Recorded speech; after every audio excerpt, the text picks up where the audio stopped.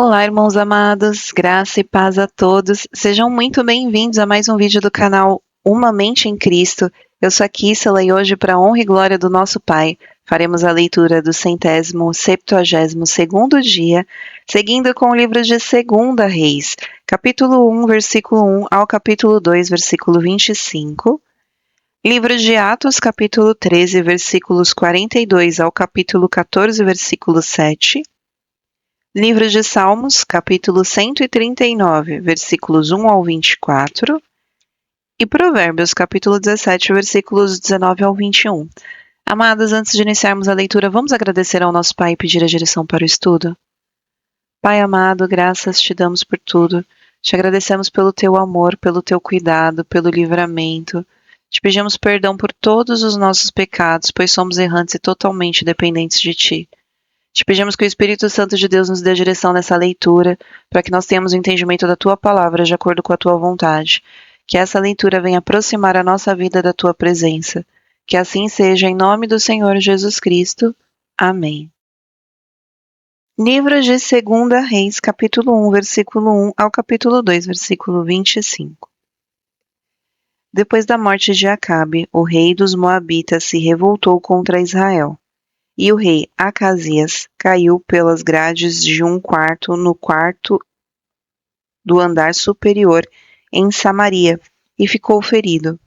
Então enviou mensageiros e lhes disse: Vão consultar Baal-zebube, deus de Ecrom, para saber se vou sarar desta doença.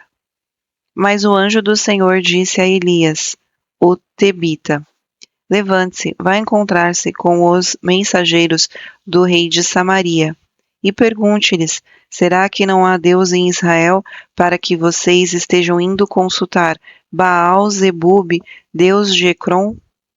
Por isso assim diz o Senhor: da cama em que está deitado você não sairá mais, você certamente morrerá. Então Elias foi embora. Os mensageiros voltaram para o rei e este lhes perguntou: O que houve? Por que voltaram? Eles responderam: Um homem veio ao nosso encontro e nos disse que deveríamos voltar para o rei que nos havia mandado e dizer o seguinte: Assim diz o Senhor: será que não há Deus em Israel para que você esteja mandando consultar Baal-zebube, deus de Ecrom? Portanto, da cama que você está deitado não sairá mais, você certamente morrerá. Então o rei perguntou: Qual era a aparência do homem que veio ao encontro de vocês e falou tais palavras? Eles responderam: Era um homem vestido de pelos, com um cinto de couro na cintura.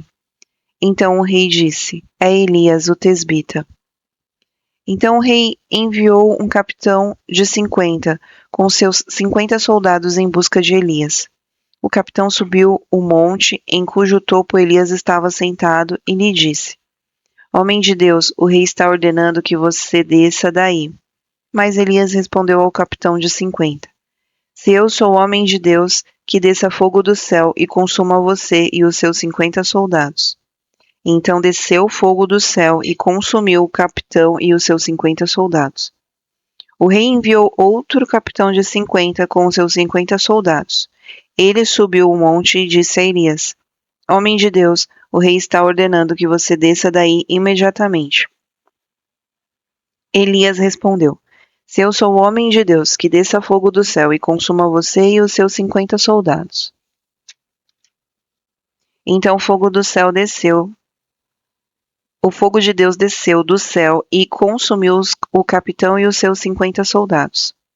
O rei enviou um terceiro capitão de 50 com os seus 50 soldados. Este terceiro capitão de 50 subiu o monte, pôs-se de joelhos diante de Elias e lhe suplicou: Homem de Deus, peço por favor que a minha vida e a vida destes servos, os 50 soldados, seja preciosa aos seus olhos, porque desceu fogo do céu e consumiu aqueles 2 primeiros capitães de 50 com os seus 50 soldados. Agora, porém, que a minha vida seja preciosa aos seus olhos. Então o anjo do Senhor disse a Elias: Desça com este, não tenha medo. Ele se levantou, desceu com ele e se apresentou ao rei. Elias disse ao rei: Assim diz o Senhor: porque você enviou mensageiros para consultar Baal-zebub, deus de Ecrom. É porque não há Deus em Israel cuja palavra possa consultar? Portanto, da cama em que você está deitado você não sairá mais, você certamente morrerá. E assim Acasias morreu, segundo a palavra do Senhor anunciada por Elias. E Jorão, irmão de Acasias, começou a reinar em seu lugar. No segundo ano do reinado de Jeorão, filho de Josafá, rei de Judá, isto porque Acasias não tinha filhos. Quanto aos demais atos de Acasias e ao que fez, não está tudo escrito no livro da história dos reis de Israel? Quando o Senhor estava para tomar Elias ao céu num redemoinho, Elias saiu de Gilgal em companhia de Eliseu. E Elias disse a Eliseu: Fique aqui, porque o Senhor me enviou a Betel. Mas Eliseu disse: Tão certo como vive o Senhor e como você vive, não o deixarei ir sozinho. E assim foram até Betel. Os discípulos dos profetas que estavam em Betel saíram ao encontro de Eliseu e lhe perguntaram: Você sabia que hoje o Senhor levará o seu mestre, elevando-o por sobre a sua cabeça?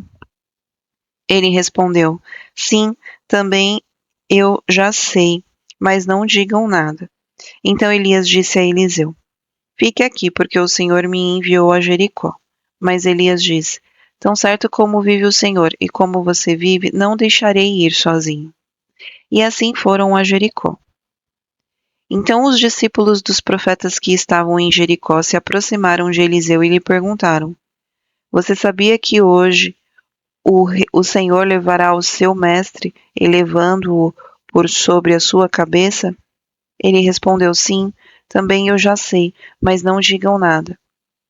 Mais uma vez Elias disse a Eliseu: Fique aqui, porque o Senhor me enviou ao Jordão.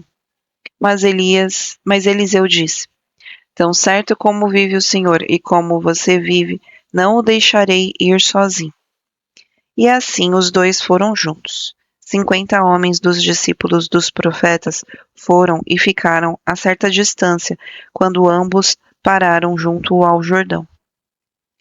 Então Elias pegou o seu manto, enrolou-o e bateu com ele nas águas, as quais se dividiram para os dois lados, e ambos passaram em seco. Quando eles tinham passado o Jordão, Elias disse a Eliseu: Diga o que você quer que eu faça por você, antes que eu seja levado embora. Eliseu disse: Quero receber por herança porção dobrada do seu espírito. Eliseu respondeu: Você fez um pedido difícil, mas se você me vir quando eu for levado embora, será como você pede. Porém, se você não me vir, não será assim. Enquanto iam caminhando e falando, eis que um carro de fogo, com cavalos de fogo, os separou um do outro, e Elias subiu aos céus num redemoinho. Ao ver isso, Eliseu gritou: meu pai, carros de Israel e seus cavaleiros. E nunca mais ele viu Elias. E pegando a sua própria roupa, rasgou-a em duas partes. Então levantou o manto de Elias, que havia caído, e voltou para a margem do Jordão. Pegou o manto de Elias que havia caído, bateu com ele nas águas e disse: Onde está o Senhor, Deus de Elias? Quando ele bateu nas águas, elas se dividiram para os dois lados, e Eliseu passou. Os discípulos dos profetas que estavam defronte em Jericó viram isso e disseram: O espírito de Elias repousa sobre Eliseu.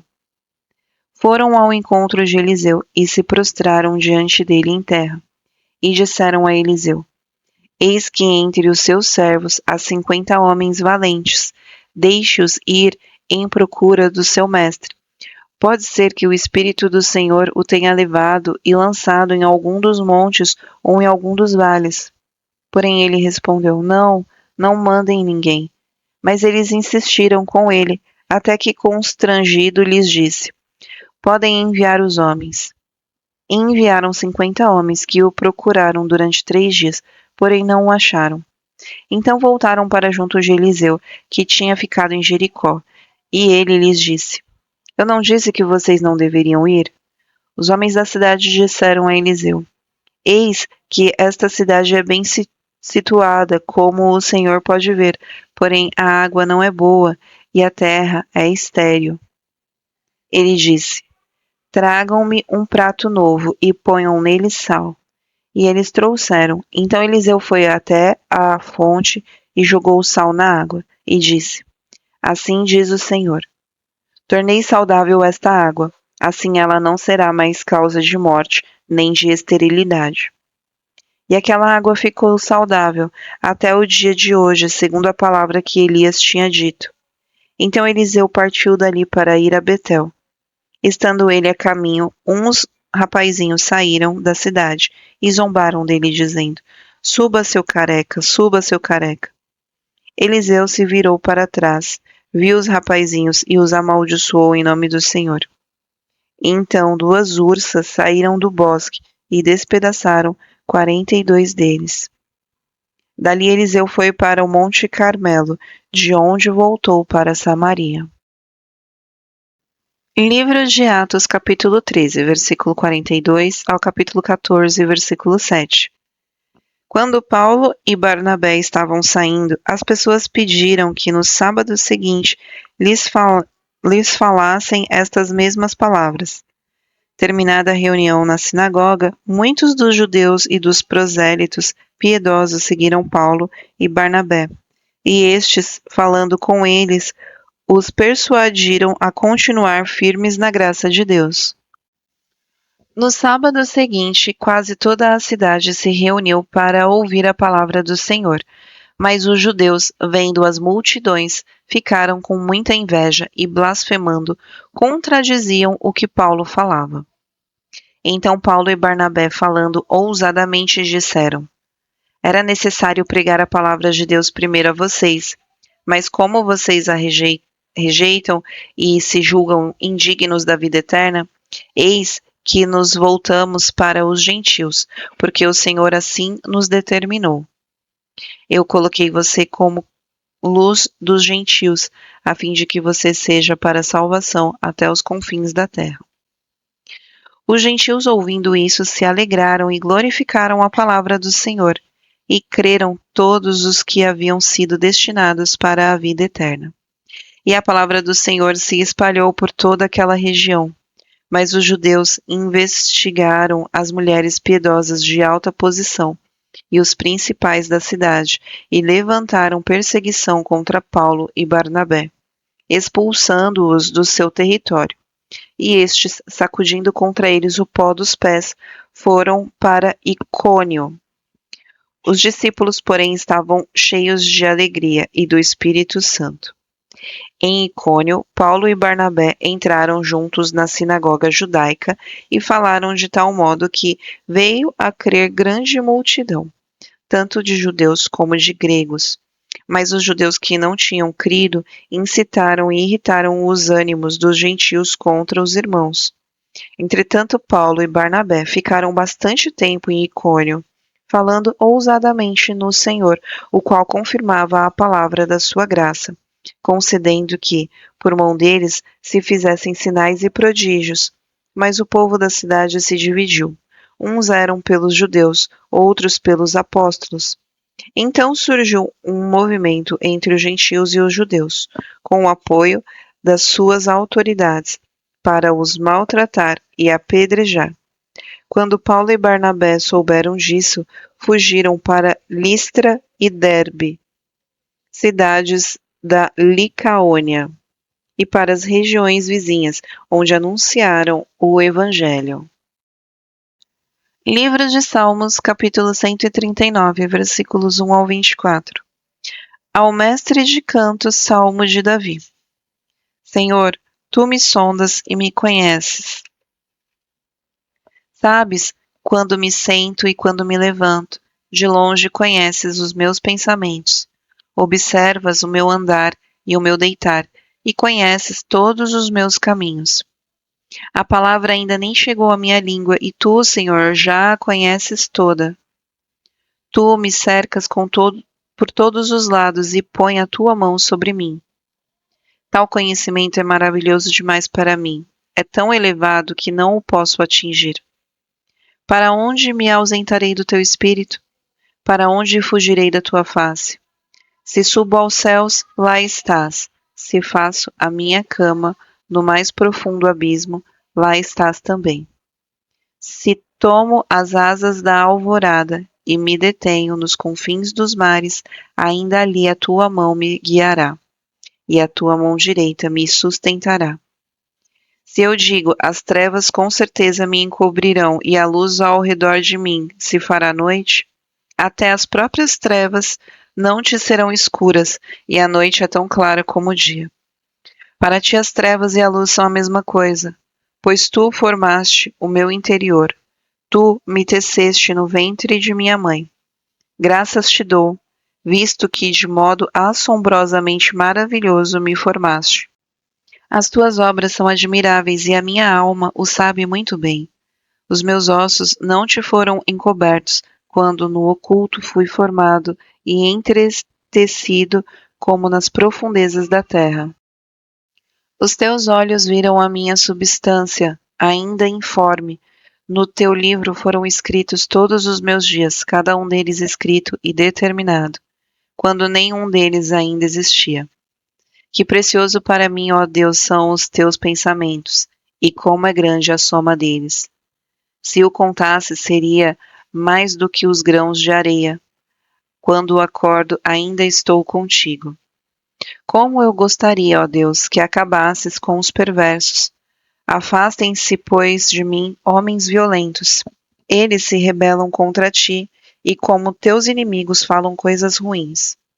Acaso não odeio os que te odeiam, Senhor, e não desprezo os que se levantam contra ti?